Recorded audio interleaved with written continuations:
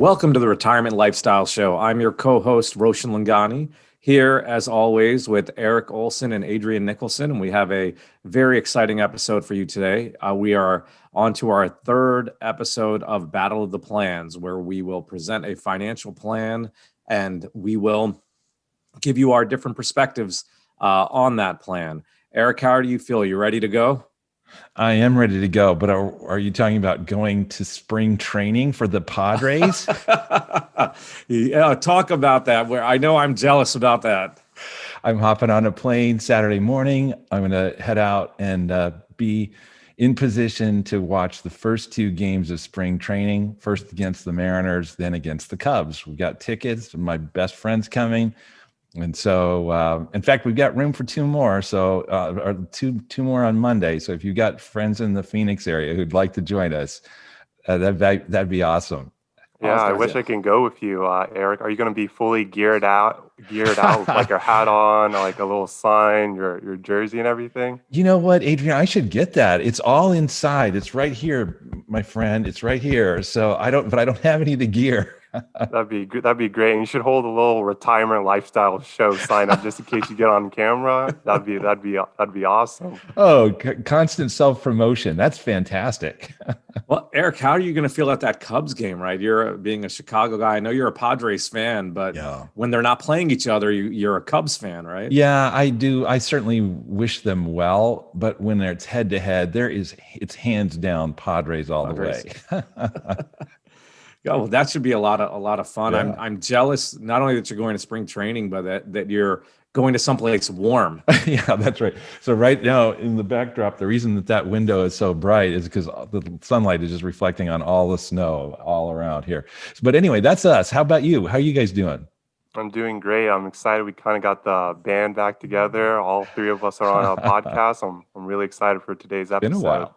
Yeah, I'm sorry I missed last week's episode, but I'm definitely excited and happy to be back. Well, fantastic. So, Adrian, why don't you start us off? Tell us about this financial planning situation. Give us some of the background and the important data points, and then Erik and I will start going over some of the ideas that we've had as well. Yeah, of course, Roshan. Thank you. Yeah, I'm be excited. Like Roshan said, we're doing another Battle of the Plans episode, and I'll be taking on more of a moderating role today. I'm very excited for it to kind of challenge and see some of the different strategies and plans that Erik and Roshan put forward today. Normally in the Battle of the Plans, what we do is we evaluate a client's hypothetical financial situation. And today we have a couple, and we're going to analyze their financial situation. And Roshan and Erik have analyzed the data. They had the data beforehand, and they prepared for us a financial plan. They're going to discuss different approaches and different tactics to use to see what might be the best course or route for this hypothetical client to take. And we know there are a number of considerations and approaches when it comes to looking at someone's financial situation. And what we want to do today is kind of give you a first-hand experience on how that approach works. So kind of laying down the groundwork today, we have a married couple. We're going to call them Jane and John. They're in their 60s. And their investment profile, they're moderate investors, moderately conservative investors. They're both currently working right now. They're getting ready to move on from employment and move into retirement. They have around 20 million in assets. And this is made up of 2 million in assets with around with cash, money market funds. They have a Roth IRA, a 401k plans. They have annuities, personal property, real estate. For cash inflows and outflows, they have around $250,000, and they have around 130,000 in expenses. And when they retire, they also have insurance policies. They have a pension. So these are all kind of little details that make up their overall financial plan.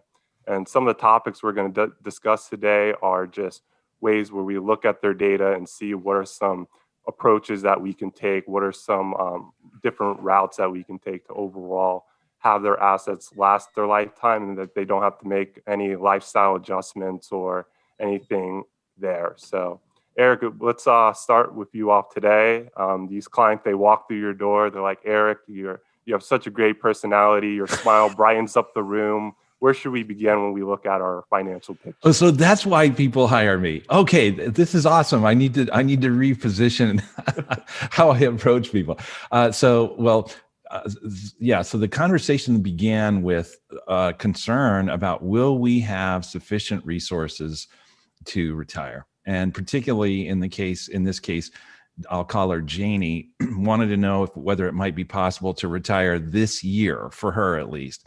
And I'll call him JD. So JD was thinking, no, I want to, I'm thinking just default assumption, I'm going to work for another 5-6 years, something like that.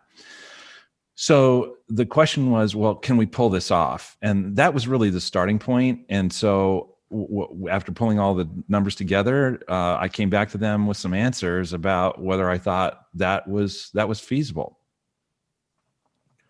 Yeah, and I do want to say something on this case as we get into it. Adrian's being a little bit modest. Him and I worked together on this one, so I will share some of my conclusions of the credit for that with Adrian. But we do appreciate you taking the moderator role today. I appreciate the shout out, Roshan. I'll give my little handle, hashtag, come follow me, and all that at the end.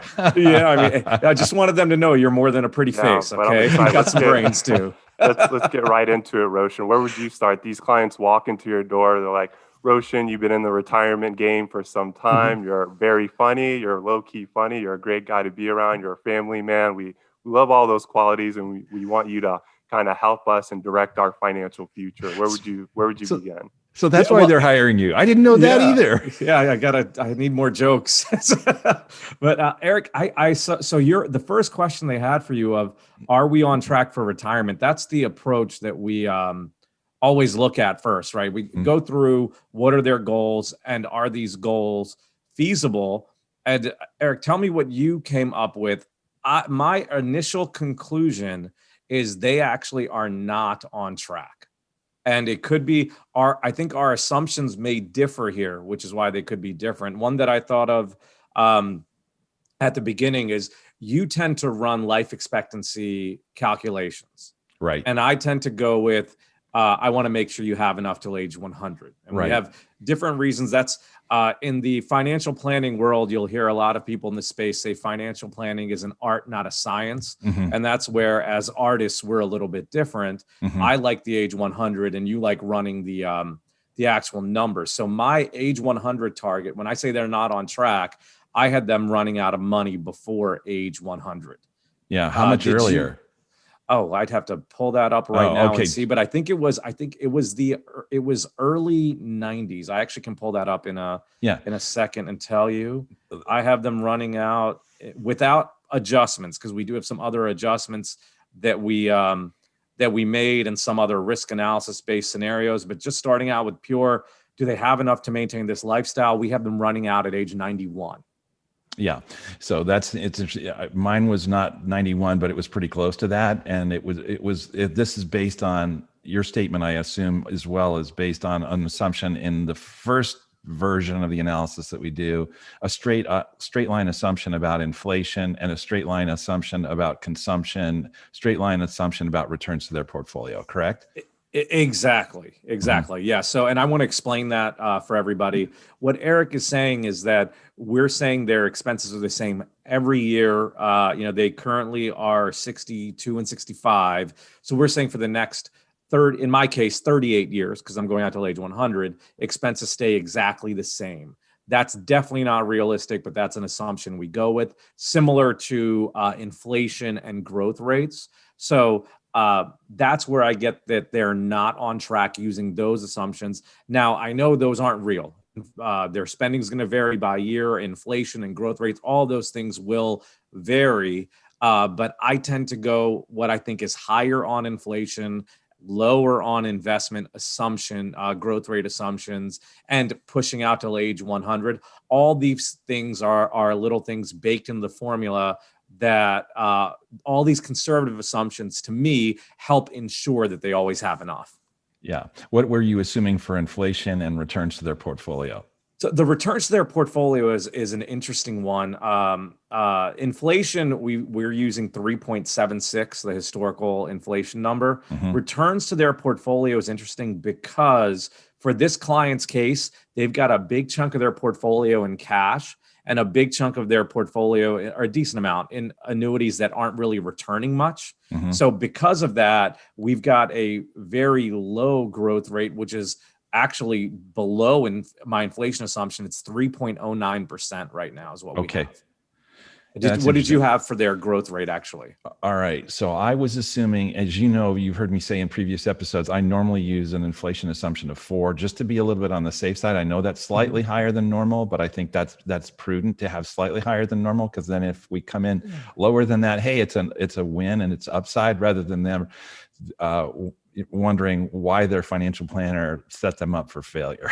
Right. So on that level, but in this instance, because my thinking about Fed policy concerning interest rate management in light of a $28 trillion federal debt is that the Federal Reserve will be more active in the next 30 years than it was, over the last 50 years on balance, to try to suppress interest rates, if for no other reason than to manage the balance sheet of the United States and the cash flows.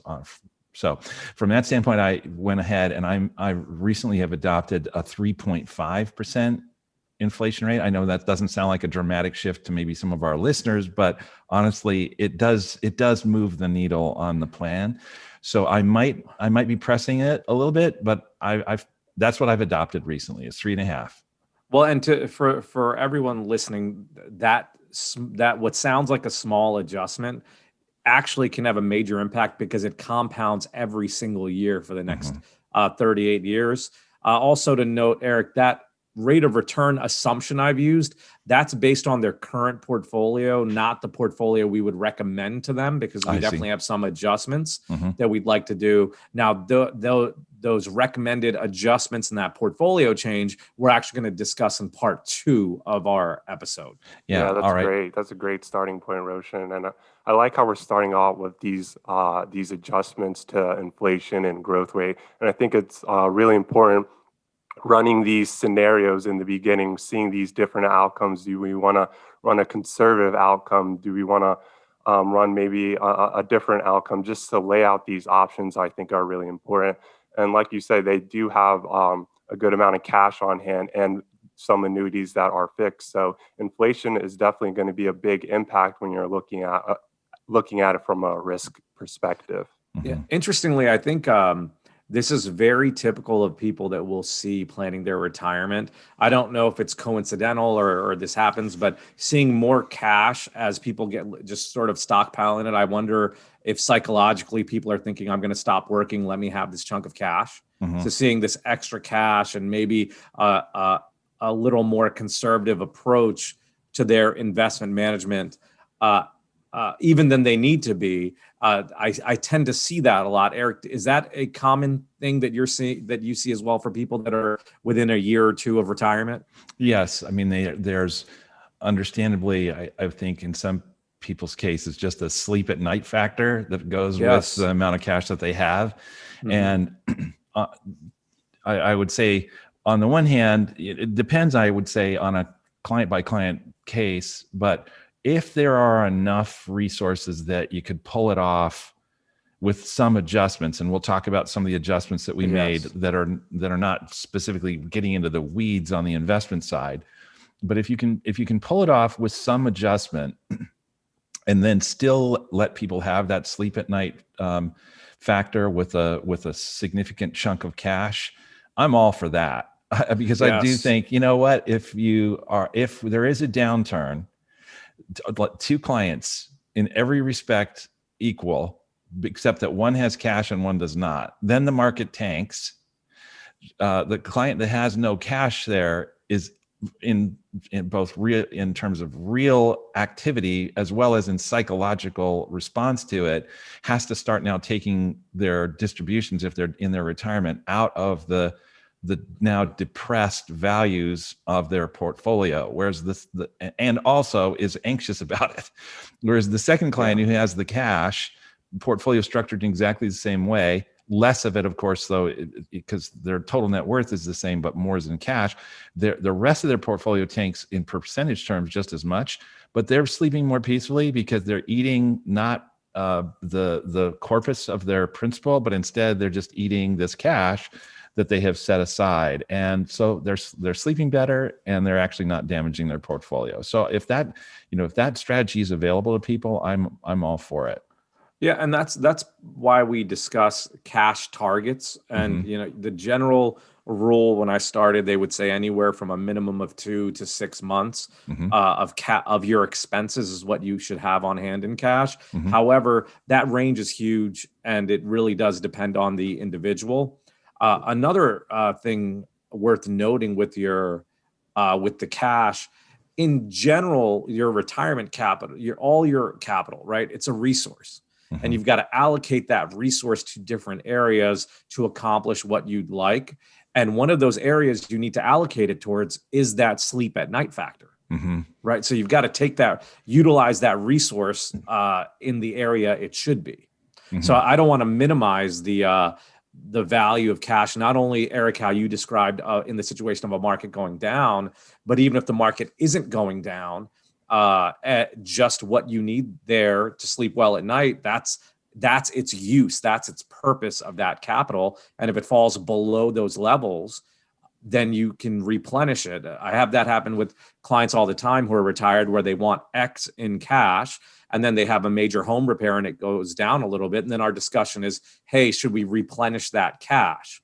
Sometimes it's yes. Sometimes it's, well, I have a little bit extra every month from all my income streams. I'll just let it grow back. But making sure that resource is allocated to appropriately is a very important, we used to say that's one of the building blocks of your financial plan, right? The cash you have. Just as an aside, it's interesting that we're having this conversation because in a separate client conversation this week, I have a client who's in retirement, but it was an aggressive investor, really wants to be, aggressively allocated all the time, or at least I'll say much more aggressively, I guess, than I would say we normally think is customary, if not advisable, for somebody who is in the early stages of their retirement. And so instead of being, let's say, moderate or moderate conservative in the early going, this client wants to be moderate aggressive. So what I've done in just this last run up, when we had a pretty nice run up in the fall, I said, okay, your $1 million, that's sort of the primary source of growth in your portfolio. Let's just take $100,000 off the table and set that aside. Because if this was a momentary thing where we got this run up and then we're going to get a run down, you'll be glad that you're not asking me to send you, to sell positions to finance your monthly living expenses, because that's what we do. I don't know. I think you probably do it the same way. We just set up a paycheck that comes out of the client's account. And then this client said, after just 2 or 3 weeks of that, oh, I'm uncomfortable with this much cash. I want it working. So we put 50 back to work. But now more recently, when we've had still another spurt, and the portfolio, we brought it back down to $1 million and set some of that stuff aside and some other things. But the primary workhorse part grew another 10%. And so once again, I'm saying, let's take 10%, let's take $100,000 off the table and set it aside. And, that's one of those conversations that we have with clients is how many months worth of expenses would we want to protect so that you could weather a full cycle of a downturn. And so in this case, my target is, in her case, and this isn't true for every client, but in her case, it's about 2 years. If she was invested conservatively or moderately conservatively, then I wouldn't feel a need to do that, because I would recognize the portfolio is probably not likely to suffer as much damage in a broad equity market downturn. Yeah. Another point I'd add on to your story of your client is that I found that people believe people's risk tolerance shifts with what the market's doing. Yeah, so true. So if the markets are up, it's easy to say you're aggressive, right? And when things pull back,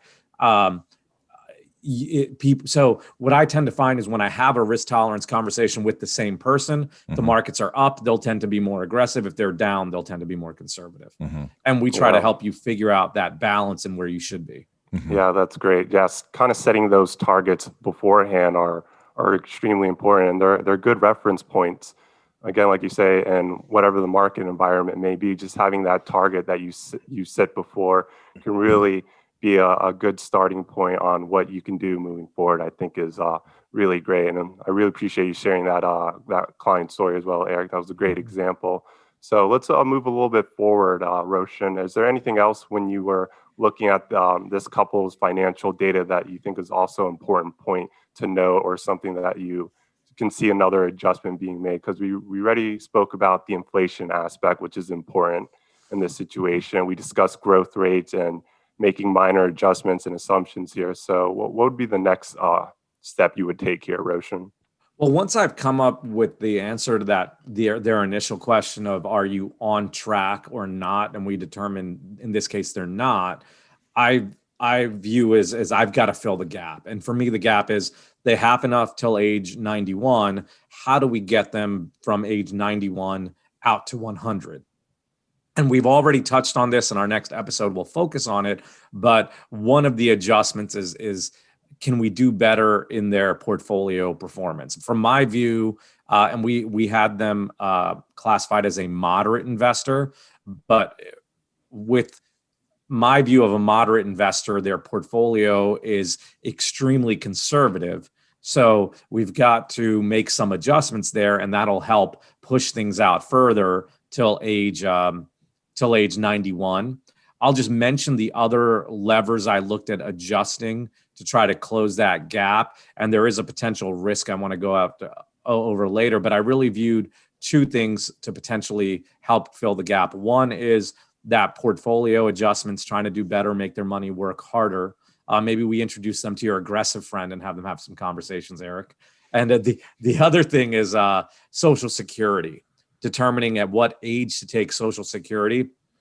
I found that before we step into the risk categories that they have, risks in terms of what could cost them their retirement, those were the two levers I was looking at adjusting, and found that by adjusting one or both, and I would personally prefer a combination just to be safer, that they're able to then extend that from what I had as age 91 out till age 100. Erik, how about you? What did you look at possible adjustments or possible ways to fill that gap? Well, first of all, let me just say, I like you, viewed their portfolio's natural, the current structure of it with a very, very low return. And even though I assumed moderate conservative, unlike you where you assumed moderate, in this plan, at least in terms of what their underlying risk tolerance was, both of us agreed that there was room for them to have more growth in that portfolio as part of the overall solution. So in the end, the growth rate that I assumed was derived from Morningstar projections for the next 20 years for the asset class mix that I would use for a moderate conservative investor. And that growth rate was just a little bit more than inflation. So 3.5% was my inflation assumption. It was just slightly more than that on the portfolio. So in terms of real return against that inflation, they would just be sort of maintaining on that level and then keeping the purchasing power of the portfolio more or less constant, and then essentially on the underlying level, then consuming the corpus of that. But the So let me interrupt you for a second, sir, just with that investment rate of return. So the initial number I have in there that says they're not on track, my software looks at their holdings, and it looks at the average previous 50-year return of those asset classes, and it actually calculated 3.09. You mentioned so I'm that, using yeah. 3.76 for inflation. Right. My software is using 3.09. Now, my software has its own assumptions for that moderate versus moderately conservative numbers, and it uses 6 for moderate. Now, what's different between this 6 for moderate versus your 3.5, and let me actually, without looking deep into the software, I'm just going to hardwire adjust that down to around 5, I think is their moderately conservative assumption. Okay. So let's just say I use even 5 for their moderately conservative. What I find interesting is your number from Morningstar is projecting, they think the rate of return will be X, but they're basing that on historical performance and where we stand now. Whereas my software is using it purely on historical and no projections. Right. And the gap there is 1.5%, which literally is the difference in this client's case between being on track or not. So Eric, when I plug in your assumption of 3.5 as a rate of return, now remember, I was originally using 6, and we're not done with that, but that 6 did get them to be on track for their retirement. When I shift that to use your number of 3.5, they actually lose a year because that's actually behind my inflation assumption. Yes, right. No, I understand that. And I'm not necessarily saying that I share Morningstar's view, but I would say that the prevalence of projections to asset class returns from all the sources that I consult, again, you're using historical, I'm referencing now projections. These projections are all forecasting much more subdued returns going forward than we've enjoyed in the rear view mirror. Yeah, and this is a really interesting discussion right here. We're talking about percentages, 1%, half a percent, just these minor shifts in growth rate can make a potentially great difference when it comes to looking at this this couple's financial plan. Again, just shifting the growth rate just a little bit can have an extremely big impact. And that's why we think it's fruitful to have this discussion where you really want to look at the numbers and really plan ahead, because this 1% difference or this 0.5% difference can mean having a little bit more extra funds in your years of retirement. I think are extremely important to note here. And remember, this is straight lining the assumption, right? The return. So in Erik's case, his number says they're essentially meeting inflation every year. So their investment growth isn't actually going to help them in terms of having enough money for retirement. Whereas in my assumption that I had used, now initially we use different risk tolerance, so that really comes up to the client. But even if I dial it back a little bit from my risk tolerance number, I have them actually making up some ground. So this is where that risk tolerance discussion is very important with their comfort level, because Erik, if I'm using your scenario of 3.5, and let's assume that they are actually conservative investors, and we have some other adjustments. So I'll talk about the Social Security one next, but I've got to have a conversation with them saying, okay, do you want to work a couple more years versus retiring now? Or do you want to try to be a little bit more aggressive? Let's just say they decide the more aggressive route. I then will take real numbers on their portfolio and say, let's just, to make the math simple, let's say their portfolio is $1 million. And I'd say, okay, the market's down 20%. You had $1 million 3 months ago, now you're down to 800,000. How are you reacting? Because it's very easy for someone to say, hey, I'll take on a little bit more risk. But when you give them real numbers and real scenarios, their attitude might shift.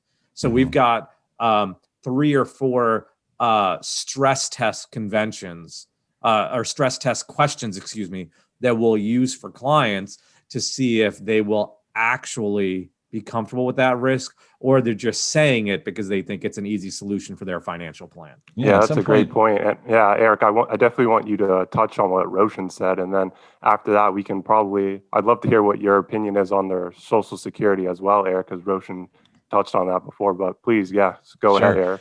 Well, so I like the conversation we're having today, because it seems as though we're really doing more of a qualitative exploration of principles than strictly the prescriptions for this client. And that's for me always more interesting, because what principles can we generalize to from the specifics of a certain client's scenario, and particularly given some of the assumptions we've had about growth rates. So I'll say it slightly differently. So let's just, then you said it, Roshan, the growth rate that, again, I'm just taking at face value what Morningstar is projecting here for the next 20 years. And I'm also then, having this assumption about inflation that one is actually historically based primarily, with a slight modification, which I explained earlier in this conversation about my outlook on the Fed policy with respect to interest rates and inflation. So what I guess I would say is that in this case, since it's going to be, if the only sources of income they had were their portfolio, I completely agree. Something's got to give. If you have a growth rate on the portfolio, because let's as listeners, just consider this for just a moment. Normally, if you had nothing that you could use to fund your retirement other than your portfolio, really what you do is you'd say growth rate on the portfolio minus inflation, because you need to leave whatever's the inflation rate in there so that the underlying buying power of your portfolio the following year is the same as it was this year. So growth rate minus inflation, that's what you have left to live on. Mm-hmm. So if inflation is 3.5 and you're thinking, I want to live on 5% of my portfolio each year, well, then you really need to have 8.5. Yeah. And that's 8.5, but incidentally, that's 8.5 after taxes. And if you're relying on an advisor to help you with some of this, it's after those expenses too. So, and then if you come in and you say, but we want to be moderate conservative, it's not the math just doesn't work there, this is not incidentally an argument that you should be more aggressively allocated. It's just an observation about the reality of the math of it all. So, and Erik, it comes down to this specific client's case, right? The mm-hmm. bottom line with this scenario, we both came to the conclusion. Well, I shouldn't say we both. I came to the conclusion that they weren't on track. Do mm-hmm. you what life expectancy assumption did you use? I had that their money lasts till 91, and I'm assuming they're going to live till 100. Yeah. What were you using for life expectancy? Well, for base life expectancy for JD, I was assuming 83. Okay. And base life expectancy for Janie, I was assuming 90. But in the plan, because I want to hedge against the possibility of a longer than expected life expectancy, I add essentially one standard deviation to that, which in this case meant that JD was at 90 and Janie was at 97. So that's where so you had it that there wasn't enough for Janie to live. They're still running out of money around a similar age that I have, but JD's passed away, so he didn't really run out, right? It ran out about his age 87, I think. Okay, and he's a couple years. Yeah, 3 years younger. So his 87 and her 90, the money's gone, except for the house, at which point then they would be able, if they wish to do a reverse mortgage and fund it that way. But fortunately, they have some pensions.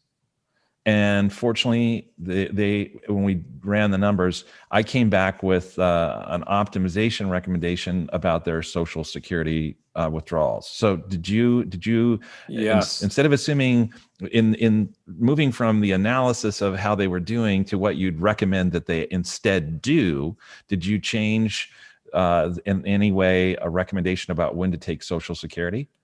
Yeah, and so what we did was we started out assuming they took it at their full retirement age. Mm-hmm. We then modeled if either of them individually adjusted it till age 70, and then if both of them pushed it back till age 70. Mm-hmm. And we think they both need to push it back till age 70. Mm-hmm. Because they need that higher fixed income. And that actually makes their money last longer, even though they and conceptually think about it, you're taking money out earlier because your Social Security starts later, but then at the end they still have more money because in future years they need to withdraw less from their accounts because their Social Security income is higher. But we found that they definitely need that higher fixed income in the future. Plus, if they run out of money, we want to make sure their fixed income is higher in the future.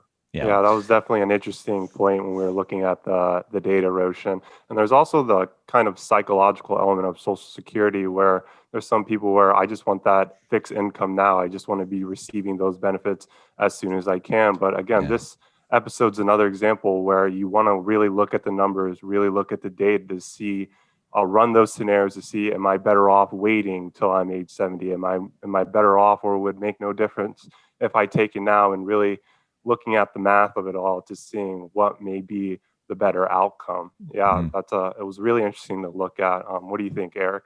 Yeah. So I'll just mention for our listeners that not all Social Security optimization software is created equal, but nonetheless, there's some good ones out there. And so when we ran it using those life expectancy assumptions that I gave earlier, and the numbers that we were assuming would be their full retirement age, what's known as primary insurance amount, PIA, for under Social Security.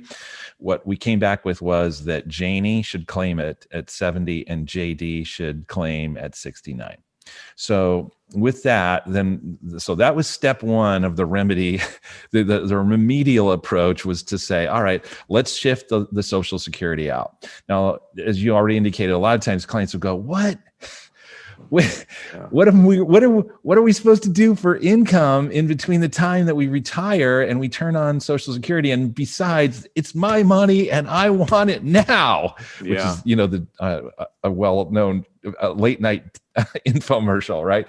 So so in that case, that sets me into motion with examining what would be the ideal withdrawal strategy for these clients. Did you guys look at that? We did look at the withdrawal strategies, yes. Okay, tell me what you came up with, or how did you approach it? Well, when we looked at it, we found, so for one, we definitely looked at delaying Social Security. So we both came to the same conclusion there, right? So the other thing we looked at was we looked at their minimum distributions, and we found that oftentimes, so minimum distributions means you're now 72 and you're required to take money out of your traditional IRAs and 401ks. And what we'll see sometimes is that people are taking out more than they need. The government's requirement is greater than their required withdrawals for their expenses. Unfortunately, in this case, we didn't see that.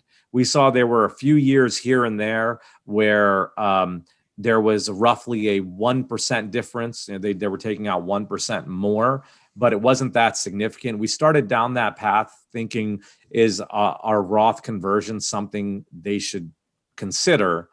If you remember, this client has a lot of extra money just sitting in cash. So our thought was, okay, you do the Roth conversions, pay the tax out of that cash account. You thus have the full amount being deferred and tax-free. And a key difference is the Roth IRA doesn't have this required minimum distribution. But we found that it actually wasn't worthwhile for them because their required distributions were not significantly higher than their needs. All right. So your approach in light of that, you didn't employ Roth IRA conversions, but no. What sources of money did you of wealth, their base of wealth, did you call upon during the years between their retirements and turning on Social Security? So I'll tell you, this is where the software gives us an outcome, and what we do in real life does differ. So the software orders it for us. It says, look at non-qualified money first, which is like brokerage accounts, cash on the bank, those type of in any taxable investments, that type of area first. It then looks at retirement accounts second, and then it has you pull the Roth third. I don't actually make adjustments to that within the financial plan, but we update this plan dynamically at our meetings with our clients. We typically meet with them 2 to 4 times a year. So in the real world, I'll let the software say what it says, but I'll look at their tax bracket situation and make active adjustments on an annual basis. That's a similar approach that I would take with the Roth conversion, right? Even though the software and the required minimum distribution number doesn't necessarily say, hey, we should do a Roth conversion. But if I see that they're in a bracket that'll probably jump up the following year or in the following few years because of either potential tax law changes or because of their required minimum distributions, we will still then go ahead and do the conversion, but that doesn't factor in our overall conclusion now. Okay. That's another key point, though. Your financial plan is dynamic. It's obsolete the day after you run it because the markets have moved. That's true. And that's why I think I explain to clients what we're talking about here. You've been trained to think of this as you're coming to get a financial plan. And my counsel to you is to come to get a financial planning relationship where there's ongoing planning. I think you and I are on the same page there. So let me just say that with respect to the income withdrawal strategy, I do think that's at least something that I do want to look at during the planning stage. And so my starting point is to assume, as you do, that first use the taxable money up, because all else being equal, then you won't get hit with long-term capital gains, short-term capital gains, income, and dividend taxes, investment income taxes, and then you can just let the rest of it be tax deferred. But I also look at whether or not the inverse of the conventional wisdom, or at least a modification of that conventional wisdom, which is, let's see what happens if we take a significant share of their spending needs from their IRAs during that lull in income between shutting off the earned income paycheck and then commencing with the Social Security, let alone the required minimum distributions. And what happens in that is, just, I guess it's probably useful for our listeners to just have a quick refresher about tax rates. Sometimes you hear people say, well, what's your tax rate? When you think, and then you take a guess a lot of times, 22, 25, I don't know. But the truth is that we all have, and the first, let's say, amount of our income is not taxed at all, because we use either a standard deduction or an itemized deduction. So whatever of those two is higher, our tax rate on that amount of our income is 0. Then the next, if you're married filing jointly, the next roughly 20 grand is taxed at 10%. The next 60 grand roughly is taxed at 12%. The next 100,000 some is taxed at 22%, and so on. So it's just, you're kind of moving up through a series of brackets. Well, why that's important is that we want, and at least what I wanted to look at was, if we used up all the opportunity for being taxed at 0, 10, and 12, would we be able to pull out a lot of that money at really low tax rates compared to the tax rates at which they put it in? When they put it in, they were deferring at 22 and 24, and now they're pulling it out and they're taking it 0, 10, and 12. That's a win. So, that's what we looked at. And when I did that, the outcome improved. So I kept that version in my prescription. Was, okay, let's have you postpone Social Security till 70 and 69 for Janie and JD respectively. And then let's use IRA withdrawals up at least to the 12% level during that interval Early between years, retiring and starting Social Security. Yeah, and I'm trying to look up to see if that was adjusted in what we did. I don't think that adjustment was made, but that's one that as I said, I do in real time. So I didn't capture if that helped them or not. I do have one risk factor I want to review with you. Just before I go into that. Aside from adjusting their portfolio, adjusting their order of withdrawals, and delaying Social Security, did you have any other ideas that you saw purely for helping them make sure they have enough for their life? Yes. So they wanted to cover the risk of long-term care. That's my risk factor. We'll okay. get to that second. Did you have anything else purely with the goal of let's make sure they have enough money without risk? So when we map expenses, we map them into several buckets. So there's medical allocation. We don't mess with that. We try to be realistic about that. Taxes, we're of course not going to mess with that. Property taxes included in all of that. Insurance policy premiums, we don't, not going to mess with that. But of the lifestyle expenses, we divide those into two categories. One are those that are, for the most part, fixed. You can move fixed expenses somewhat. You can turn your heat down a little bit, but you can, or you can drive a little less, but you really can't move the needle much on some of those. But the other category, other than those fixed expenses, is your discretionary expenses. How much are we going to spend on eating out? How much are we going to spend on travel? How much are we going to spend on shows? How much are we going to spend on giving gifts to family members, et cetera, et cetera? And I recognize there's not perfect, perfect flexibility around all of that, but there's some. So in this case, we protected all of those sort of categories that really we would never want to mess with, including their fixed expenses. But on the discretionary side, we said, hey, to boost your confidence a little bit here, that you can make it all the way to the finish line, I would recommend that you reduce those expenses by about 15%. In other words, travel just that, eat out, let's say 6 times in a month rather than 7 or whatever the number is. And Erik, that starts now, or is that some point in the future in their retirement? That starts now. And so let me ask you a question on that. Mm-hmm. If you recommend that to them, do you put that assumption in your plan now? Yes, after having the conversation with them and saying, would you be willing to do this? Because I don't want to build a plan on an assumption that you're not willing to execute. Well, see, here's how I differ from that. I'll have that conversation, but I don't put that in until they've proven they can do that. Well, there you go. That's wise. Yeah. So I'll tell them, okay, let's do this. Let's see if you can do it. Then 6 months from now, all right, if you did it, let's lower it now. Okay. Yeah, but kind of creating it as a habit just to see, and then incorporating the plan is a big part of it. And we know expenses they fluctuate, they vary year over year. And the more you're able to lower it or have those years where your income is more, the inflows are more than expenses, can help you push out further in the year. But yeah, Roshan, can you continue on that idea? I think this is a great discussion right here. Yeah, well, here's what I found when I've had the expense conversation with people. Is that, and I think sometimes people get concerned that advisors are going to tell them to spend less money, right? When they go into an advisor, and I always counter that with, we just give you your options and you decide what you want to do. Yeah.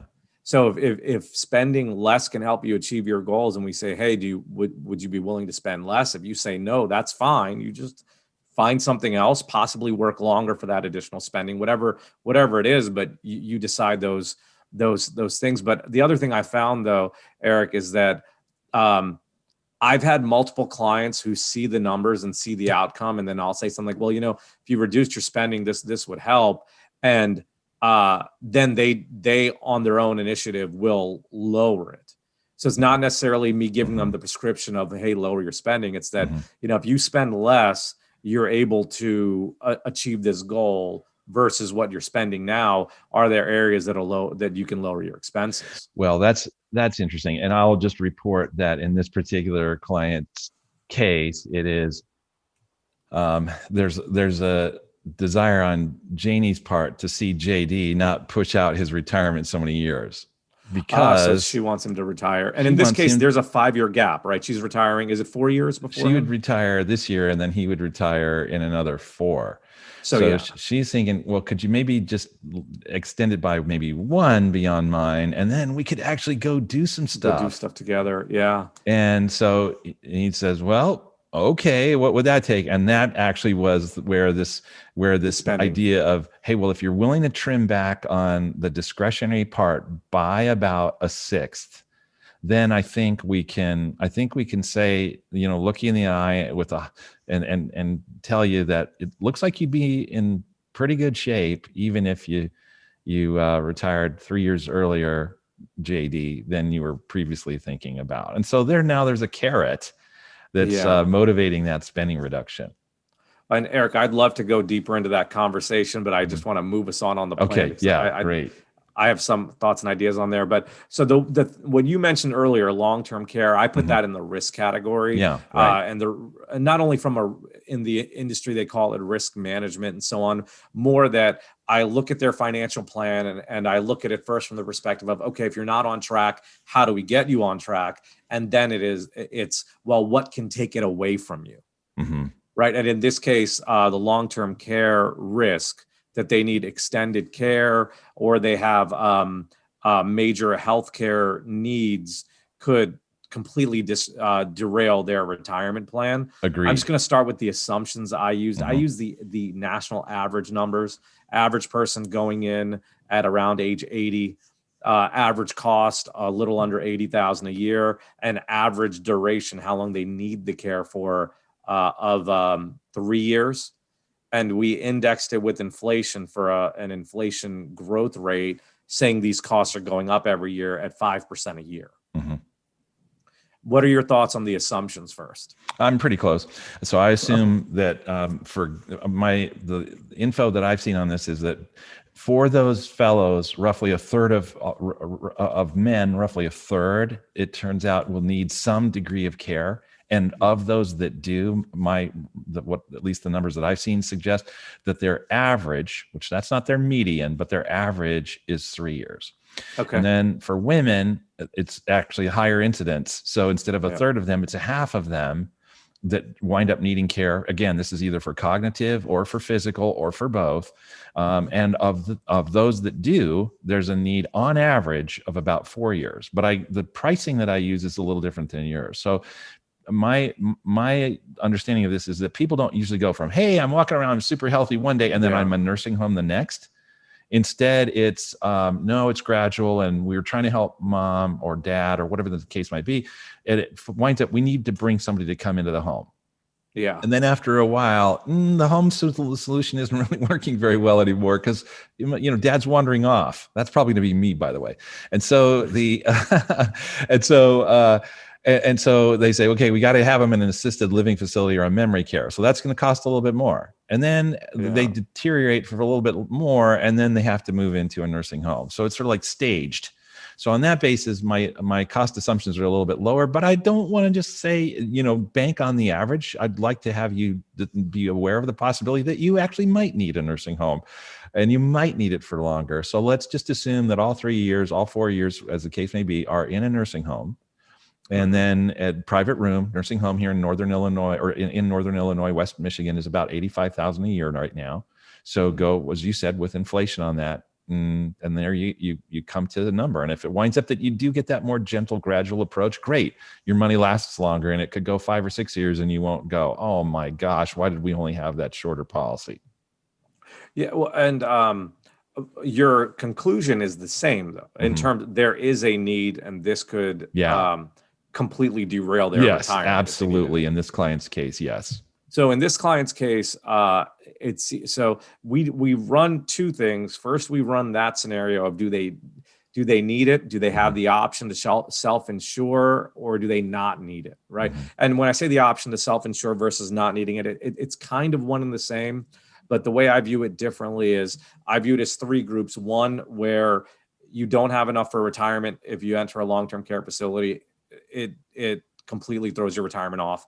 Two is this group in the middle where you could potentially self-insure, but do you want to self-insure versus insurance? And three, you have the group with the higher level of assets, where you almost look at long-term care insurance as asset protection as opposed to the medical side. Right. Right. So, but in this case, they were in group one, where I viewed it as, all right, you've got to get some kind of coverage in place because the risk is just too high. Yeah. You go from potentially being on track to there's no way you can do it. Once I come to that conclusion, I look at long-term care cost. I add that cost in, what's long-term care going to cost you? Then I add in my assumptions that the adjustments I made earlier about needing additional growth and needing to extend Social Security. And when you add all that up, now you've increased your expenses significantly because you're paying for long-term care. The final conclusion with all these adjustments is there is still a shortage. I've got them having enough money till age 97 as opposed to age 100. Now, going back to my initial moderate, that's after I made the adjustments for yours. When I use my initial moderate, which was that 6% long-term average rate of return, my inflation's still at a little under 3.8%. They have, with the long-term care insurance, and they now have enough till 99. So they're a year short of my target for them. Okay. And Erik, you alluded to this earlier. They still own the home, their possibility for reverse mortgages and so on. So if they were comfortable with the 99 number, I'd feel comfortable with it. And as I said, I dynamically adjust their plan. So every 6 months or every year, we'll get an update to say, okay, does this still hold true? Yeah. Thoughts? Well, What are your thoughts, approaches, conclusions on long-term care? Yeah, well, I like the way that you shape that. I think that's the right solution. I just want to, for our listeners who are calibrating their own circumstances with those that Adrian mentioned at the outset. So when we said that their net worth is in the $2 million area, we should clarify that that includes the value of their home, and that includes, the vehicles and furniture, and that includes cash that they want to keep on hand. So in terms of the assets that they've earmarked for retirement, it's about 1.2 million. And again, bear in mind, they have some pensions, they have some decent, really, quite decent Social Security income streams that would be coming in. So, in their case, at least $100,000 a year would be coming in the door if they wait till 70 and 69, and the pensions and so forth. At least that amount would be coming in the door and growing with inflation. So, we're using that as a base. So if you're trying to say, well, gee, I'm worth about 2 million, so maybe do I barely need it? Well, it kind of depends. So Yeah. there's other factors. So, I'm just going to throw this out as an invitation to you. If you're kind of scratching your head and thinking on any of the questions that we've addressed here, what's true in my case, that's what we're here for. And so if you give us a holler, you can find our contact information in the show notes, and we would be happy to have an exploratory conversation with you about how we could really help you answer that question with precision. Yeah, I completely agree. We are definitely here to help. Yeah, and I think we touched on some really great points today. We went over a number of different assumptions, and we really showed how some minor adjustments can really change or really improve or whatever it may be for a financial plan. I think it's a really great discussion to have, and I was expecting a little bit more heated debate, but Roshan, Erik, you seem like you two were working together on this one, with reading each other's mind. But it was a great discussion that we have. Please like and subscribe and talk about our videos to other people. We're now on YouTube as well, so you can listen and also watch the videos as well. This has been another episode of the Retirement Lifestyle Show, and thank you for joining us today.